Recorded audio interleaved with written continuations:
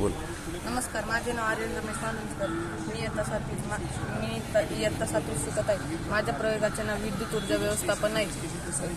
दिवसा आपण सोलरच्या मदतीने खूप प्रमाणात विद्युत तयार करू शकतो, परंतु रात्रीच्या वेळी आपण तेवढी विद्युत साठवून ठेवू शकत नाही किंवा त्याला बॅटरी पण खूप प्रमाणात लागतात. त्याला कॉस्ट पण जास्त येतो. त्याला पर्याय म्हणून मी हा प्रोजेक्ट बनवला आहे. रात्रीच्या वेळी आपल्याला जर ग्रीन एनर्जीकडून विद्युत ऊर्जा तयार करायची असेल तर आपल्याकडे 3 पर्याय आहे: सोलर एनर्जी, विंड एनर्जी आणि हायड्रो इलेक्ट्रिसिटी. सोलर एनर्जी आपण रात्रीच्या वेळी तयार करू शकत नाही. विंड एनर्जी वातावरणावर अवलंबून आहे. हायड्रो इलेक्ट्रिसिटीमधून जेव्हा आपण डॅममधून पाणी इलेक्ट्रिसिटी जनरेट करण्यासाठी पाणी सोडतो तेव्हा ते पुढच्या धरणापर्यंत जातं.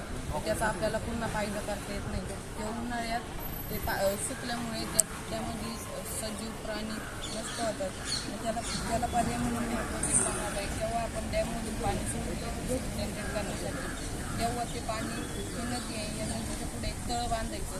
ते पाणी पुढं नदीच्या तळ्यात साठणार आणि त्या तळ्यात साठल्यावर दिवसा आपण सोलर पंपच्या मदतीने ते पुन्हा डॅममध्ये सोडतो.